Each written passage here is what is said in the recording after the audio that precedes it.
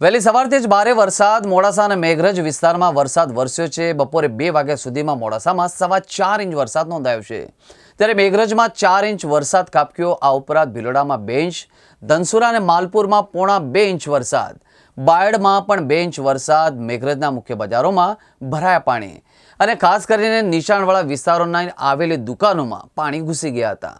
અરવલ્લી જિલ્લામાં વહેલી સવારથી જ ભારે વરસાદ મોડાસા અને મેઘરજ વિસ્તારમાં વરસાદ વરસ્યો છે। બપોરે 2 વાગ્યા સુધીમાં મોડાસામાં 4.25 ઇંચ વરસાદ નોંધાયો છે, જ્યારે મેઘરજમાં 4 ઇંચ વરસાદ ખાબક્યો। આ ઉપરાંત ભિલોડામાં 2 ઇંચ, ધનસુરા અને માલપુરામાં 1.25 ઇંચ વરસાદ, બાયડમાં પણ 2 ઇંચ વરસાદમાં રાહત સર્જાઈ છે। તો મોડાસાના ધધાલિયા અને આસપાસના વિસ્તારમાં ભારે વરસાદને લઈને રસ્તાઓ પર પાણી વહી રહ્યા હતા।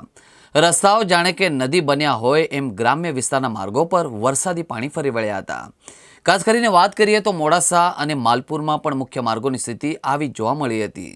હું છેલ્લા 3 વખત વરસાદ બહુ ભારે પડવાથી કોઈ પાણીનો નિકાલ થતો નથી અને અવારનવાર આવા વરસાદના કારણે અમારા દુકાનોમાં પાણી ઘૂસી જાય છે અને ઘણું નુકસાન આવે છે। એની કોઈ સરકાર કે પંચાયત કોઈ હમું જોતું નથી।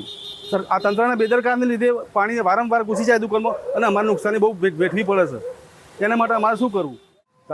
અમારી દુકાનમાં જે ધોધમાર વરસાદ પડવાના કારણે 3 દુકાનોની અંદર પાણી ઘૂસી ગયું છે।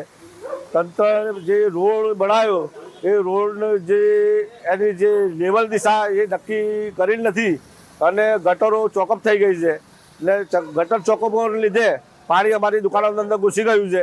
તંત્રની આ બેદરકારી, પંચાયતની બેદરકારીને લીધે અમારી દુકાનોમાં પાણી ઘૂસી ગયું ને હજારોનું નુકસાન થયું છે। અમારું માંગ એવી છે કે રોડનું લેવલ બરોબર કરે ને જે ગટર લાઈન છે એને સાફ સૂફ કરે એવી અમારી માંગ છે।